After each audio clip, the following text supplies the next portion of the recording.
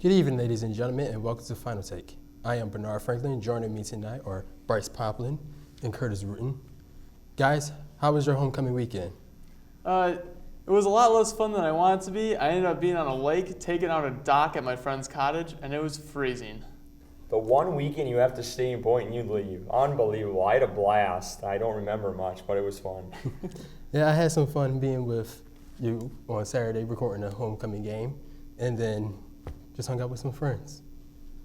Well, tonight we will cover the latest in Pointer athletics along with college football, NASCAR Sprint for the Sprint Cup, and our buy or sell segment, and Week 4 in the NFL.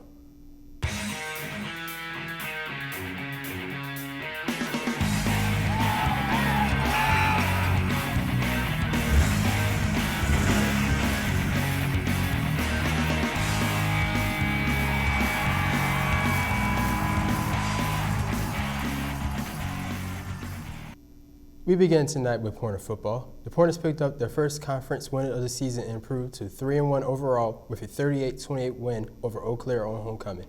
Kyle Larson led the way, throwing for 265 yards and 5 touchdowns without an interception, and was named the WEAC Athlete of the Week. Logan Taylor caught 2 touchdowns, and Matt Szynski added 8 catches for 150 yards and a touchdown. Britton Vernon had his first career 100-yard rushing game with 111 yards on 18 carries. Once again, the Pointers jumped out to a 28-7 lead before letting Eau Claire back into the game. How do the Pointers prevent this from happening in the future? Well, I think that the defense, the game was pretty much out of hand when Eau Claire started coming back. They're down by 21. It's pretty much entering the fourth quarter. The defense, I don't think, was really trying that hard, so it's understandable that Eau Claire scored 21 points in the last minute, third, and the fourth quarter.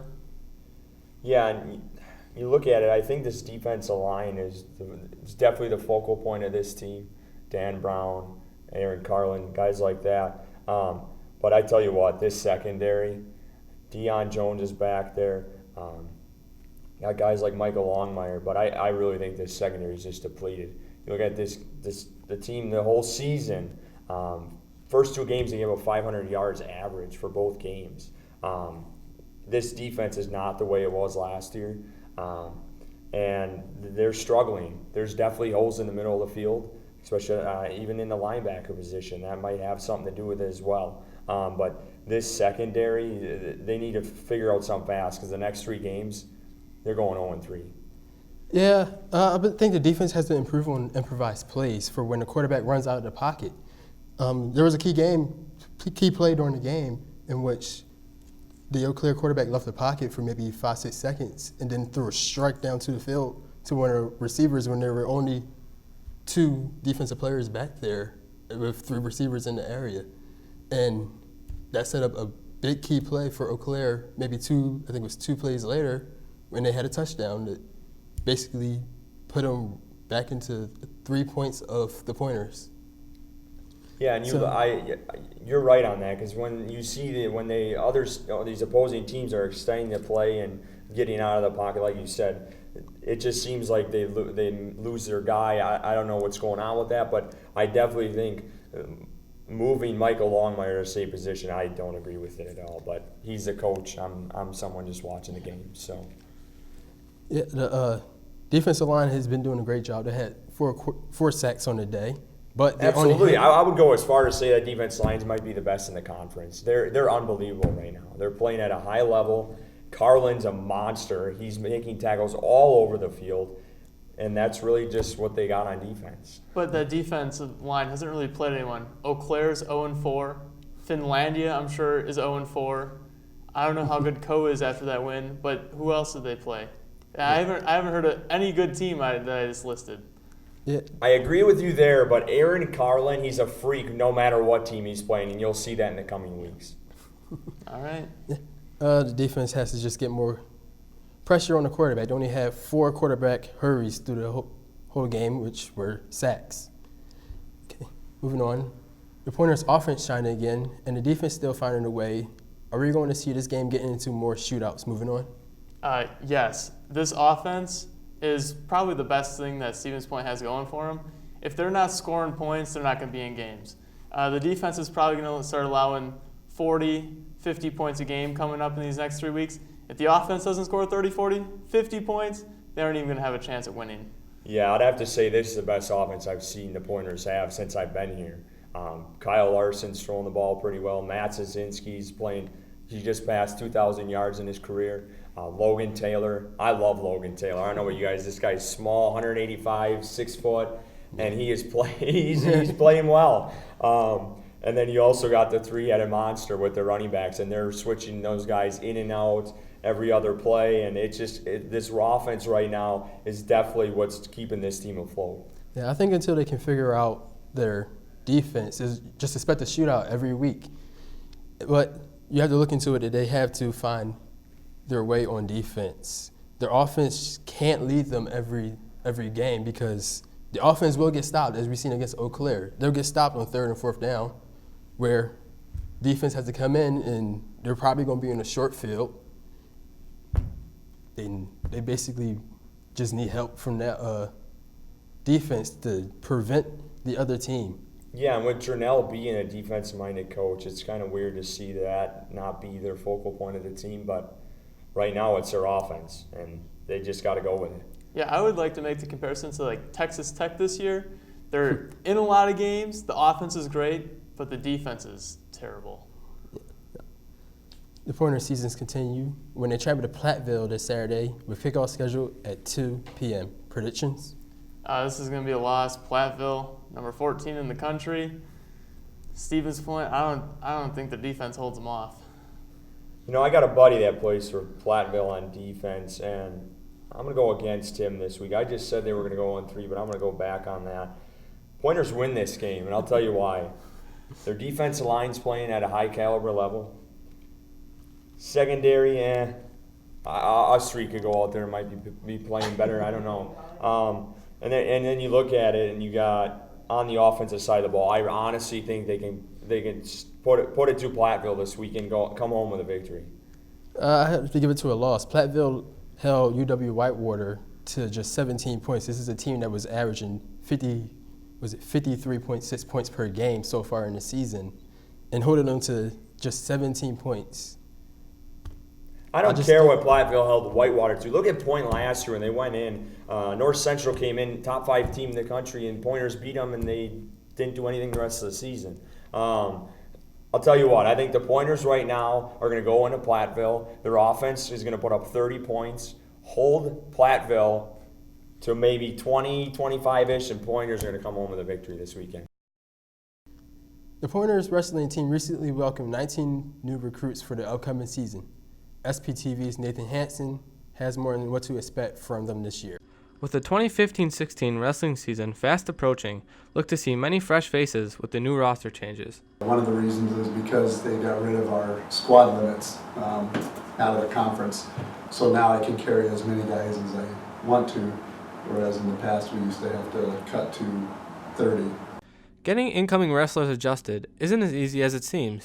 You know, first of all, we want them to kind of develop into the system and understand what we're doing, and we want them to develop as wrestlers. We want them to develop as students as well. We need to transition them into the college life, and the biggest thing is to retain those students so that we have them the next few years. The future is extremely bright for the Pointers, as Coach Johnson is excited about all the young talent in the program. We expect to bring our team to another level.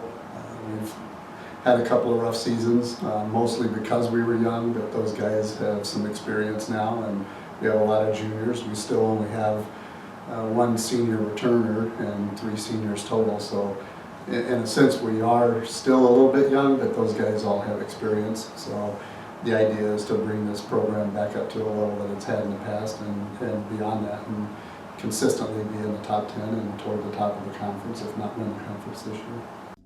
Excitement is easy to find among all the incoming wrestlers, but especially freshman James Borgen. I'm excited for the camaraderie that you get with all the guys. Like, it's a bond that nobody else can really have. Senior Jared Cust has very high hopes for this year's young wrestling team.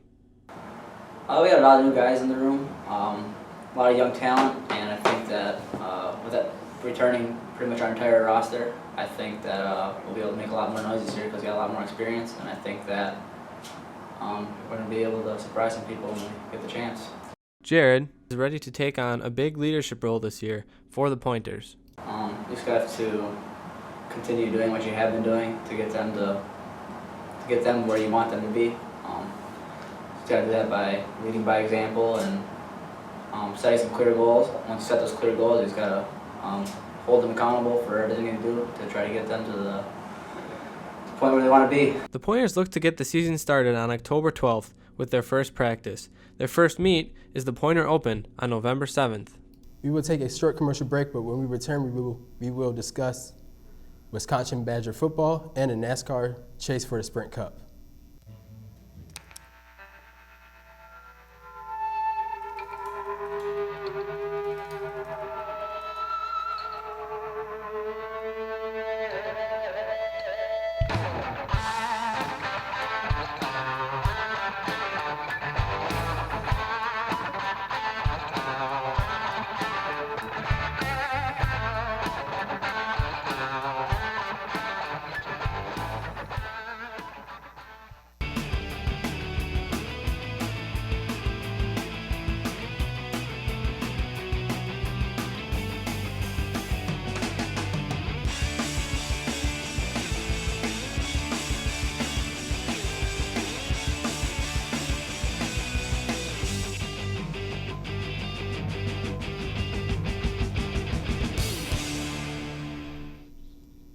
Welcome back.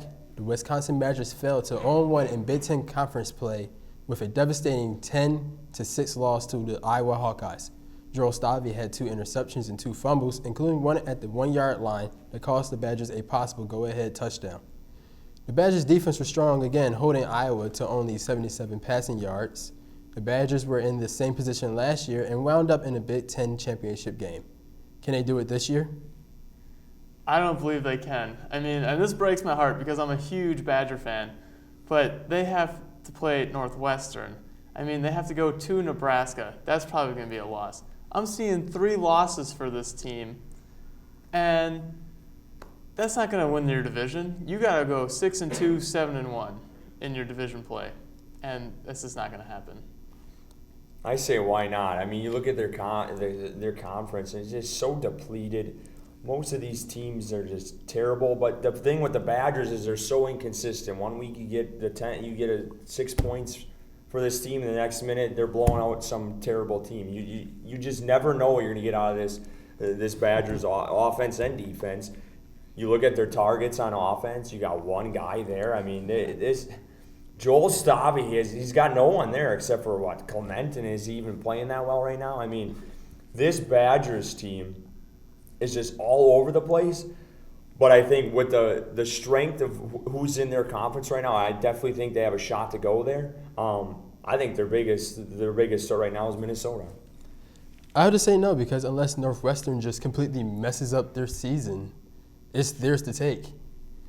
Look at them right now. They're using Michigan State formula, what they did a few years back to get into 2 straight Big Ten championship games, which is strong defense and above average offense.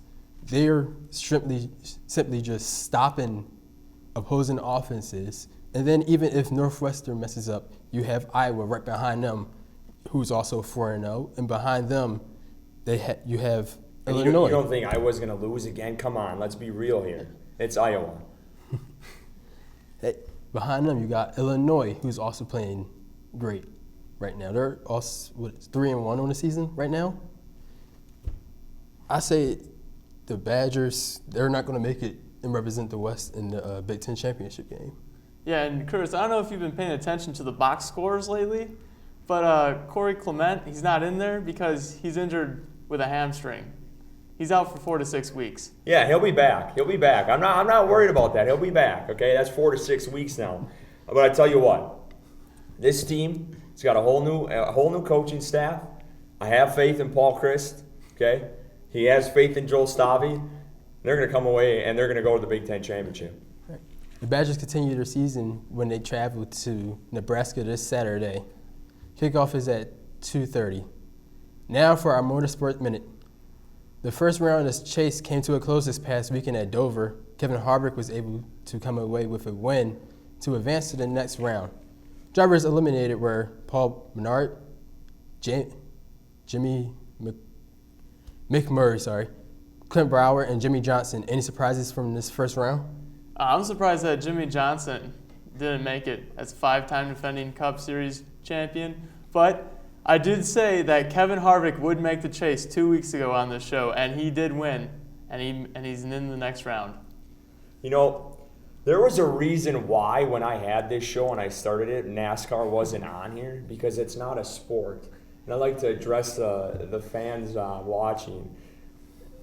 You driving around cars in a circle all day long, there is no physical activity in that whatsoever, okay? You're literally got your hands on a steering wheel and you're pressing the gas pedal. You might have a few cramps from pressing that gas pedal, but why are we even discussing this right now? I could give two... Curtis. You know what I want to say about NASCAR. I mean, this is useless here. Curtis, you said no physical activity. These drivers are losing 10 pounds a race in sweat. You can't even run and lose 10 pounns. Absolutely, I can. Absolutely. No, I don't believe you can do it. This is just, I don't even want to discuss this right now. I could care. No one cares about NASCAR. No one cares about it. I care about NASCAR because I played on DraftKings and I try to win money off of it. That's why I care about it. It's a great sport, great way for me to win money. Oh my God. Wow. What's your opinion on this? NASCAR is a sport. Absolutely not. I take dance over NASCAR. If NASCAR isn't a sport, is golf a sport? Absolutely. I see it works the same way. No, it concentration. doesn't. No, it doesn't. Takes ultimate concentration to do it. But I'll talk to you for this moment. Forget Curtis. Jimmy Johnson was the big. Here. Hey, Curtis, I'm talking here. Jimmy Johnson was the big surprise. He's actually a 6-time champion. For a 6-time champion to be eliminated in the first round, you don't see that in almost any sport at all. Hey, he just didn't hold it together this year. If it was in the format from a few years ago, maybe he could have won. But since they changed the format, hey, he's gone. He can't. It's his loss. Yeah, I don't necessarily agree with the format that they got now because Jimmy Johnson has pretty much one bad race. I think he lost a tire went flat, ended up finishing 41st.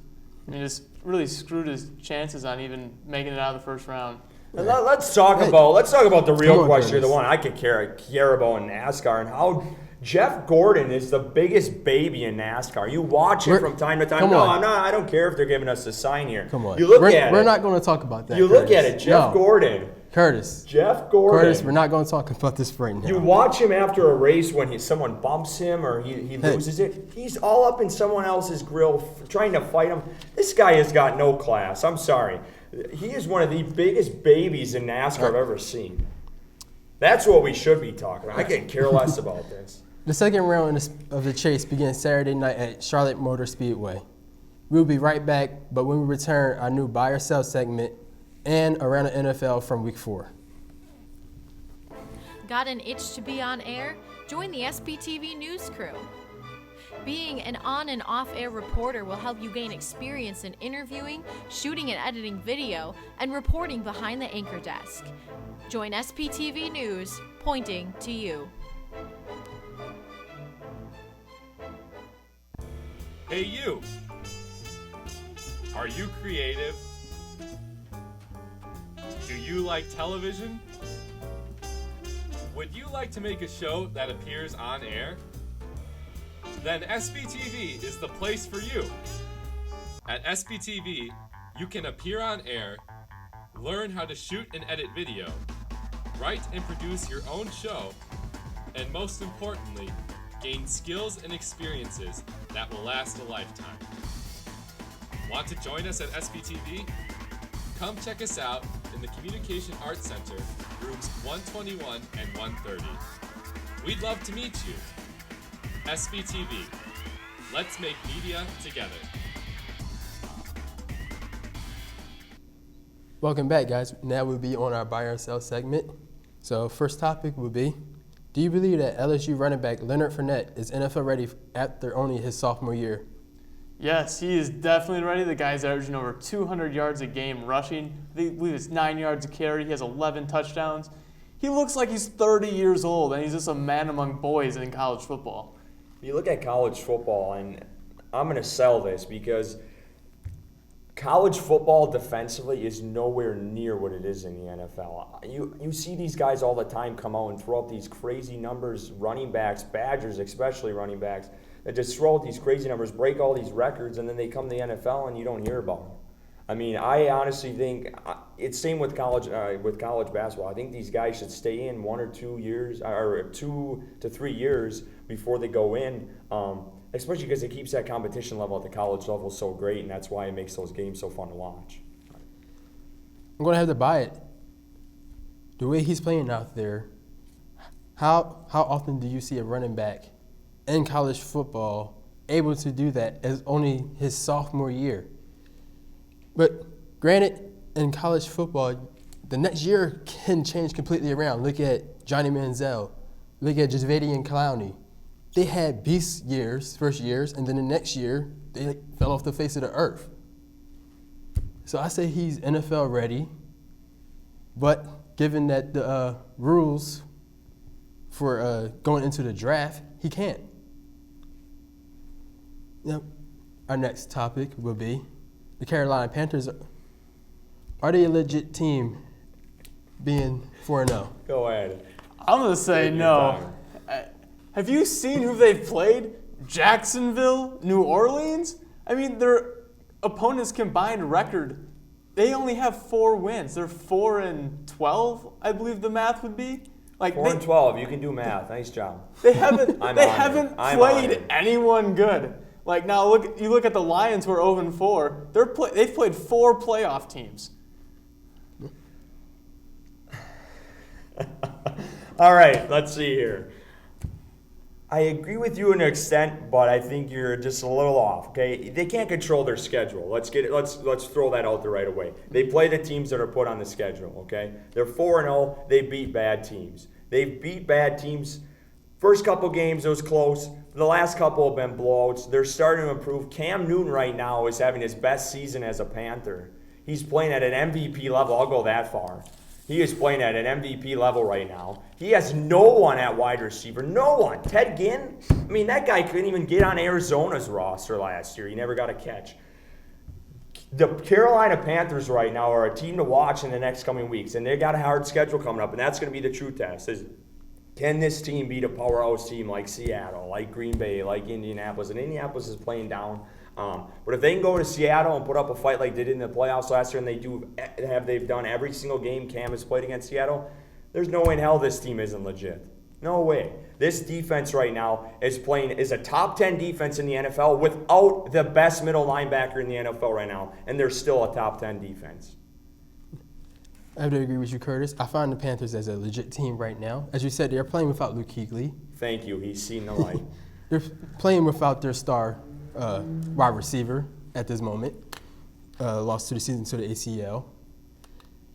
But I give them a 13-3 record going on. I say that they will get in a dogfight with Seattle, but it would probably come down to a Stephen Hauschka kick. Who knows? Russell Wilson probably would throw something out there. When they play Green Bay, I got to give it to Aaron Rodgers. I say that he's not going to pick apart the defense like he's done to he ain't picking them apart, and I'll tell you why. Because last time he went to Carolina, that was Cam's rookie season. They almost upset the Packers. Yes, they did. And they were winning by 2 touchdowns at one point, so I'll throw that out there. You look at it, though, this team, no one ever gives them a chance. When they went 12-4, they weren't covered all the way until they were about 9-4, 10-4. They're never in the spotlight, and no one ever gives them a chance until it's later in the season. And again, they keep showing the haters. The haters are going to hate, and they're going to just keep on winning. Everyone will see. I feel the Panthers, they're going to make the playoffs because of their schedule. First round exit. Absolutely not. Now for a rapid fire around the NFL, where we recap briefly each NFL game this weekend. On Thursday night, the Ravens came back to defeat the Steelers 23-20 in overtime. Justin Tucker hit the field goal in double overtime to win. Joe Flacco went 20 for 33 with 189 passes, which great game for him. What do you think of that game? I think Josh Scobie needs to find a new team. Mike Tomlin needs a new kicker. Scobie's not the answer. These NFL kickers are garbage this year, and it might be because of the rule change, but some of these kickers are just unbelievable right now. What, 3 or 4 were cut yesterday because of all those misses this weekend? It's getting ridiculous. The Broncos held on against the Vikings 23-20. Teddy Bridgewater had a good game, but it was a poor performance by Adrian Peterson. Only 81 yards on 16 carries. This isn't Adrian Peterson that I know. I don't know, that Broncos defense is legit. They got Bridgewater, I think, sacked him 6 or 7 times. Forced that sack fumble to end the game. They're looking pretty good. Yeah, and I think Peyton Manning is finally realizing he's not the focal point of the team anymore, and that's clear. This defense is the high point for the Broncos right now, and they're riding that all the way. Yeah. The Redskins won 23-20 over the Eagles. After the game, DeMarco Murray complained about his lack of touches so far during the season in Chip Kelly's offense. Yeah, I saw a stat yesterday. Last year, DeMarco Murray had about 500 yards through week 4. He now has 49 yards through week 4. Something doesn't seem right with that stat. I don't know why everyone's surprised about this. I saw this coming. LaShawn McCoy's touches decreased over the years with Chip Kelly. It was inevitable. Yeah. The Bears pick up their first win of the season in a 22-20 victory over the Raiders. After the game, Bears GM said basically everybody's up on the trade block for this team. Well, I think the Raiders lost this game. Derek Carr threw an interception off Latavius Murray's hands right into the Bears defender's hands, and it set up the game-winning, or a field goal that ended up being the difference maker. Right. And now for the Packers. The Packers won 17-3 over the 49ers this game. Aaron Rodgers looked great to me.